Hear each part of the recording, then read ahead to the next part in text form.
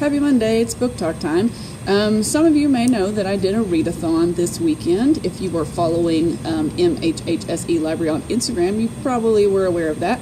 I read 23 hours between 8 o'clock in the morning on Saturday and 8 o'clock in the morning on Sunday. And here's some of the stuff that I read. I listened to an audiobook called Side Effects May Vary by Julie Murphy.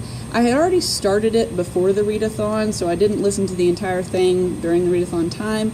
And this one, I read Dumplin' by Julie Murphy, and I really, really liked it. This one, I'm not really quite sure why it didn't grab me as much as the other book did, but it didn't get me, or I didn't get it, one or the other. I felt like it got better as it went along, but it was a little bit slow to get into.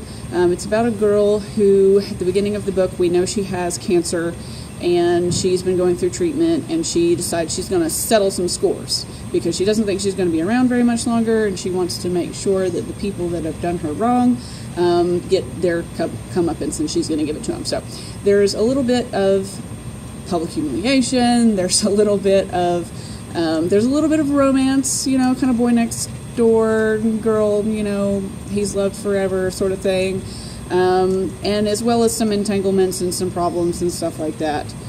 But I don't know, if you like that sort of story, then you may enjoy it. We have it in print here in the library, so you can come check it out if you want. I also listened to The 100, and I didn't finish this during the readathon, but I went ahead and finished it yesterday afternoon. Part of the reason that I like to do audio during readathons is because that allows me to get up and move around. If I sit for long periods of time, my neck hurts, my back hurts, I want to fall asleep, stuff like that. So it helps me a lot to continue reading if I'm moving around. So I mowed my yard, I cleaned my house, I cooked, I did a bunch of stuff while listening to audiobooks. The 100, like some of you may know, this is I think it's still a show on the CW. It's a space drama. These people live on a colony in space because there was some sort of nuclear disaster and we couldn't live on Earth anymore. So a bunch of people went to this space station, and they've been there for a while. I don't know exactly how long, but stuff is happening. They've decided to send all of these convicts to Earth to check it out and see if it's habitable. So they don't really know. So they pick 100 people that were imprisoned for various different reasons. They're all teenagers, of course, because when you reach 18, you get a retrial, and they're probably going to find you guilty and just execute you. If you get in trouble when you're an adult, they just go ahead and execute you because they don't have room to house all these prisoners forever.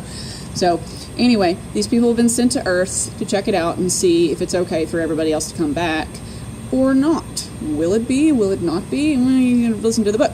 Listen to it, or read it. We have it in print. I think there's 3 books so far, and we have all 3 of them here in print.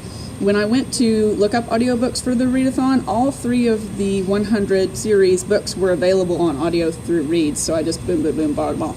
So I'm going to listen to the next 2 over the next week and tell you what I think about those as well. But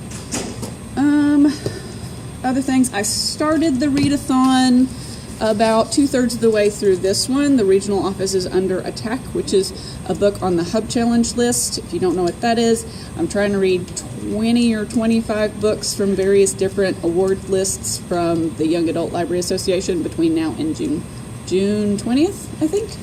So this is one of them. This one was really confusing to me. It goes mainly between 2 girl characters. There's Sarah and there's Rose. Sarah has a mechanical arm, okay? And she can beat people up with it. And it looks indistinguishable from her regular arm. So people are always like, which one's the mechanical arm? Is it this one? Is it that one? No, don't tell me. I'll just guess. I want to see if I can figure it out. So it's a constant recurring thing throughout the book is this mechanical arm, and it does come into play quite a bit later in the book. And then the other character is Rose, who is a recruit into this organization called the Regional Office. Both of them work for the Regional Office, which is like an underground organization of female assassins who are trying to beat back the tide of evil in the world. You don't really get to see a lot of the bad guys because the good girls are fighting themselves in the book. But you've got two different girl characters, and we go back and forth between them.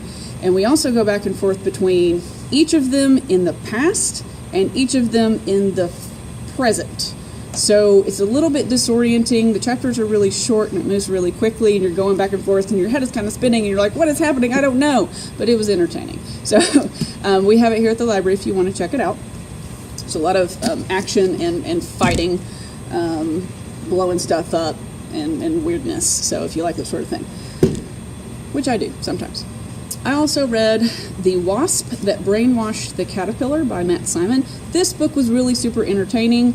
I was stuck in it for about 6 hours, which during a readathon, I know the point is just to read books and enjoy them, and I did read this and enjoy it, but I also wish I could have read like 3 books during this time.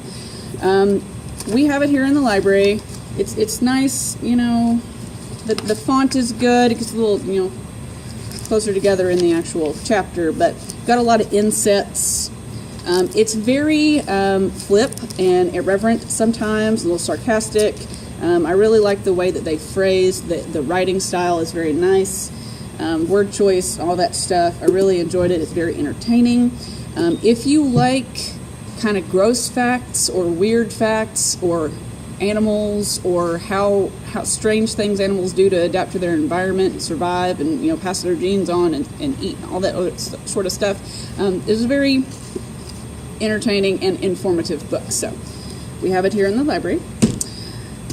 I also read You Know Me Well by Nina LaCour and David Levithan. I love both of those authors. Everything I've read by them has been great. And this book was really good. It's about these 2 kids, and they are going to their first Pride Parade week in San Francisco. And they have actually been in class together this whole year. They sit side by side in calculus, I think. He's a junior and she's a senior, I think. And they just kind of run into each other out at Pride. Like, the guy is just dancing up on top of stuff, and he sees this. He's like, oh, I know her. And then they talk about it later and become friends. And it's just a very good story about being out or not and coming out, about celebrating yourself with others who feel similarly, and it was a really great read. I really enjoyed it, so I'd recommend it for anybody. But I did kind of fall asleep, like kind of right here. I was reading this at maybe 2 o'clock in the morning. I finally fell asleep about 3 and woke up at 4 with my book still in my hand like this.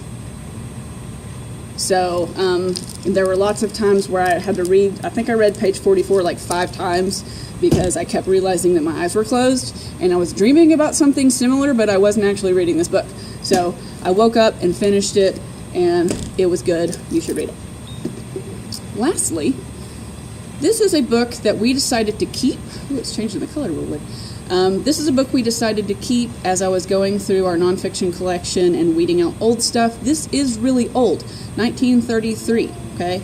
This is from 1933, Picturesque Word Origins. So if you're interested in where words come from, English is an interesting language because we borrow a lot. We borrow a lot from a lot of other languages. We change what words mean. We use them in different contexts. We do all kinds of interesting stuff as language evolves and adapts and grows because it's a social thing and people use it, and we're going to change it to suit our own needs. That's just what we do as human beings. But it was very interesting. You'll have, the words are in red, and it's nice because it's old. You can actually run your finger along the red word and feel the indentations. It's lovely. Book nerds like me like stuff like that. And every once in a while you'll get a nice illustration. This is the book that I put, this one up from on the Instagram, old school. Anyway, it's very nice. Quick thing to read. So if you're interested in words and where they come from, and also cool old illustrations or cool old books, then you might want to pick that up and browse through it and see what you think. And that is all I have for right now.